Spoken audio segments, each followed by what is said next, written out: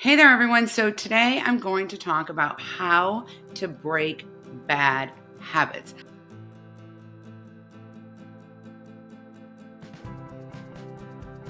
I talk a lot about habits in my content because habits are so incredibly foundational to you accomplishing your goals, reducing stress, and just actually feeling pretty awesome. I personally struggle to create new habits. I have profound difficulty here. So I kind of break it down a lot and really try to simplify it. But one of the questions I get asked all the time is, how do you break a bad habit? I categorize bad habits into two categories, and there are different approaches for each category. So today I'm going to break it down for y'all. The first category is active habits. These are the things that you're doing that you really want to stop doing. Biting your nails, smoking cigarettes, emotional eating, twirling your hair. I mean, I could go on and on. You are actively doing something and you want to stop it.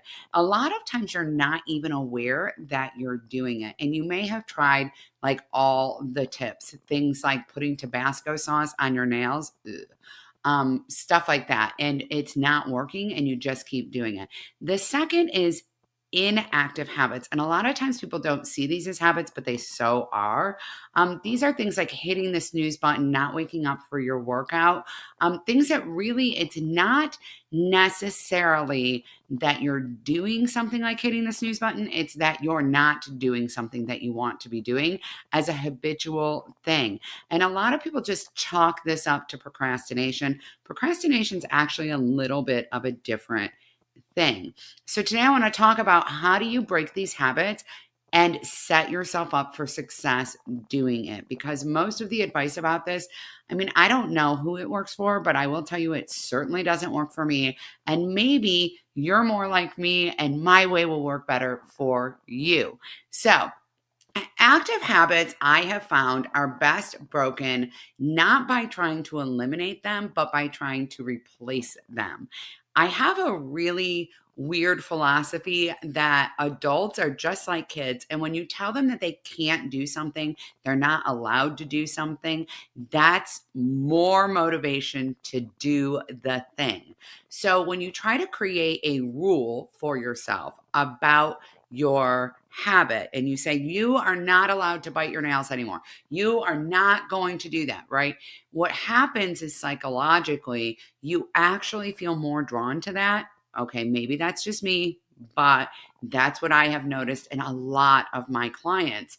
So instead, the best thing to do is say you can do this. Okay, and a lot of times when we do this other thing, it decreases our desire to do the bad habit. The thing here is really understanding the need that your bad habit is meeting. I know, I just said something that might have made your head go, okay. You have that habit because it's meeting a need. All right. And so being aware of that, giving yourself grace and getting curious about why you're having that habit or what need that habit is meeting will help you create your replacement habit. For example, nail biting and hair twirling and even smoking and emotional eating are actually sometimes a way to keep our hands busy. Okay. Sometimes that's related to anxiety. Sometimes that's related to a little bit of stimmy stuff. Like we all have a little bit of sensory stuff. Sometimes it is related to the circumstance you're in, meaning like I do that when I watch TV, but I don't do it otherwise. And so understanding that will really help you replace the habit. If you are like me, I actually have a profound hand stimmy thing.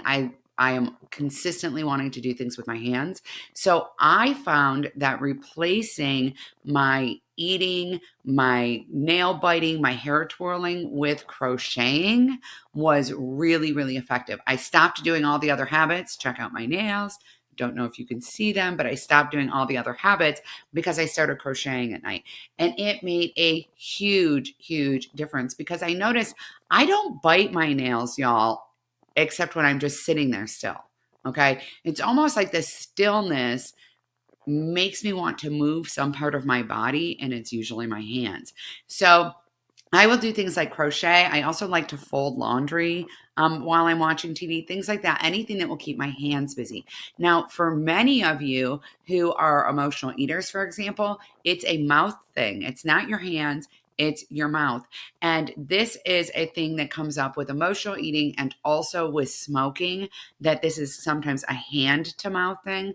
And so sometimes the best thing to do is replace. This is going to potentially sound funny, what you're putting in your mouth. So my mom quit smoking, for example, by eating plain popcorn, right? Air pop popcorn. She just carried it around with her when she wanted a cigarette. She would just eat one piece at a time so that she was getting that back and forth to the mouth thing rather than a handful. My brother-in-law actually quit smoking by using toothpicks, and I've heard that works very well also for emotional eating, meaning instead of putting food in your mouth, right? If you're an emotional eater, by the way, which you totally can, I'll get into that in a minute. You may want to actually put a toothpick in your mouth, chew on it for a minute, and pull it out. That can be very helpful. In addition, things like gum or mints can also really help with emotional eating. Now, if you're an emotional eater and you find that you're really struggling to break that habit, my suggestion is just transition it. Take it really, really small. And rather than trying to break the habit, try to replace the habit with, I can eat anything I want as long as I eat something healthy first, right? So start off your emotional eating with celery sticks or carrots or vegetables of some sort. And then if you still find that you really want to munch on some chips, go ahead and do that. Best practice is to put them in a bowl, not to take the whole bag with you. I know I personally can clean out a bag of chips just like that when I'm distracted. So, doing that will really help. In addition, creating other healthy, loving boundaries, like you can eat whatever you want as long as you eat it at the kitchen table, can really be helpful. So, then you're creating the habit of eating at the kitchen table to replace the habit of emotionally eating in front of the TV, right? And so what we're actually doing is gradually transitioning. And this is a very important point for part two, which is inactive habits, inactive bad habits. I hear people talk a lot about, I don't know what's wrong with me. I've been trying to get up in the morning and work out and I just can't do it. Okay. Well, one is that's a lot of steps. That is not a small step. That's a really big step. You're talking about getting yourself out of bed earlier. That's already a habit. Doing it probably a half an hour to an hour earlier. Huge step. Getting dressed in workout clothes and going to exercise, coming back and changing your clothes again. I mean, this is a lot of stuff, okay? I could probably explain all the steps of getting a morning workout into your habit schedule or into your morning routine, and you would probably be shocked by the number of little pieces that have to play in there. And rather than biting off such a big chunk and then being upset with yourself that you're not doing it, it's really important to gradually create change. Listen, your brain is hardwired to avoid change. That is how our species has survived, right? Our brains learn this is safe. We have food here. We have shelter here. We don't want to change anything because that could be dangerous, incredibly dangerous. So your brain is hardwired to avoid change. Now, listen, don't get mad at your brain, be glad for that.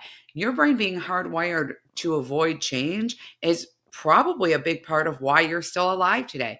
There were all kinds of impulsive things you could have done at 16, and your brain was like, whoa, too different, can't do that. Okay. So part of why you have survived as well as you have is because your brain protects you from things it believes are threatening. One of those things happens to be change, and sometimes that can be really frustrating. So gradually, introducing change into your life is the way to undo inactive bad habits.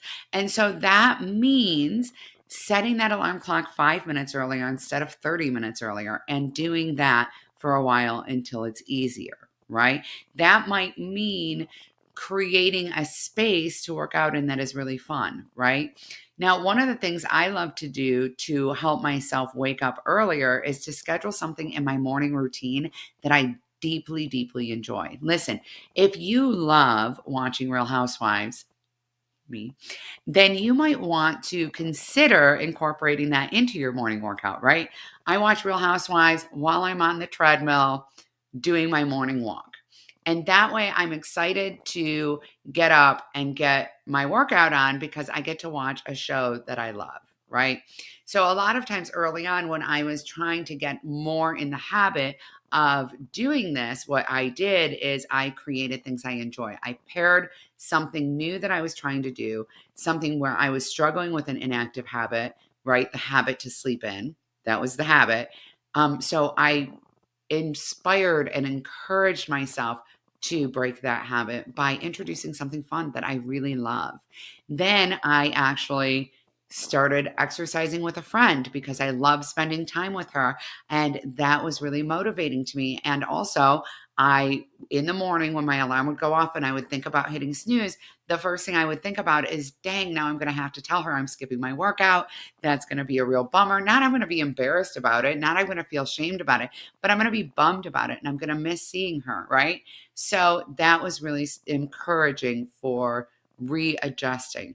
Now, I know you might be thinking, well, it seems like an inactive habit is basically a struggle with creating a habit. And in some cases, y'all, it is. It is just, it's like you have a block, right? That block becomes habitual. Hitting the snooze button is habitual. Staying in bed later than you want to is habitual. Staying up too late, like not going to bed, that is a habit, right? And so part of the way we adjust that is we create a small step and we insert something that is motivating or exciting or interesting for us. Listen, I'm telling you right now that you might be thinking, because a lot of us grew up in pretty authoritarian households, I've been bad and I don't deserve that. I should be punished, right? I should be mad at myself and frustrated with myself and I should call myself names in my head and all of that stuff. I know, I've done it. I've been there. But here's what I want to say. You've probably done this too. You've probably done this most of your life. Has it worked? Because I'm pretty sure if it had worked, you wouldn't be here trying to learn how to break these bad habits, right? You'd already have done it. It does not work to beat yourself up. It does not work to create rigid rules. What does work is creating healthy, loving boundaries, taking small steps, and doing something that you love, which could be replacing your bad habit, right? You're like, okay, well, I don't want to bite my nails anymore. I'm going to take up a craft that I really enjoy, or I'm going to do something with my hands that feels productive to me. And then the final step, whether you're trying to break an active habit or an inactive habit, is always celebrate your progress. Always celebrate your progress. Whenever I talk about this process with people, they will be all excited about it. And then, like 2 weeks later, they're like, it's not happening fast enough and I'm not getting anywhere. And I feel like this should be done by now. And my first question is always, are you mindful of your progress? Are you mindful of your progress? In the last 2 months, how many times did you wake up on time? Twice. In the last 2 weeks, how many times did you wake up on time? 6 times? That's a lot of progress. That's a profound, profound increase in your success rate. But it's hard for us sometimes to lean into the fact that celebrating our progress is actually the best way to stay motivated. Keep an accomplishment journal. Write 3 to 5 things that you've accomplished every single day. Use a habit tracker and preferably one that has a way to keep track and remind you of how awesome you're doing. And that also gives you grace on days when legitimately it's not going to happen, right? If you're sick, you're not waking up on time. You shouldn't be penalized for that. So, at any rate, you want to keep an accomplishment journal, keep a habit tracker, and I want you to brag on your success. If you feel silly bragging on your success to somebody in your family, like, yes, I got up 2 days in a row, okay, then I want you to message me. Shoot me, tag me in your content on social media. I'm on every single social media channel. You can find me at Upcycled Adulting, okay? Listen, tag me in it. I want to see it. I want to be able to cheer you on. I want to be able to celebrate with you. I know that creating new habits and breaking bad habits is incredibly hard. For some of us, it feels nearly impossible.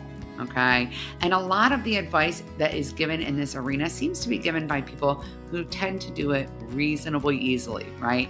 30 days for me is not creating a habit. I'm just telling you, I could do something for 75 days and I can absolutely fall off on day 76 and never go back to it again.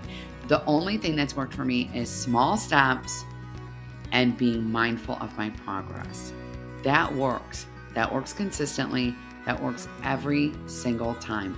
Because here's the deal, when you feel like you're winning, you are far more equipped to keep winning. And that's a reality. In addition to that, human beings are hardwired to respond better to positive reinforcement than negative. It's hardwired, okay? And that means from you too. So all that time you spent, or maybe you don't have this dialogue with yourself, but all the time you spent calling yourself a lazy quitter, that's what I used to call myself, is actually making it harder and less likely for you to break that bad habit, is making it harder and less likely for you to create that new habit. I'm telling you, this is a game changer. Don't knock it until you try it. Do not knock it until you try it. All right. Don't forget to subscribe. I am constantly creating content that is designed to help you create the life that you've been dreaming of, because you absolutely deserve it. You are so amazing, and I believe in you. Bye, everyone.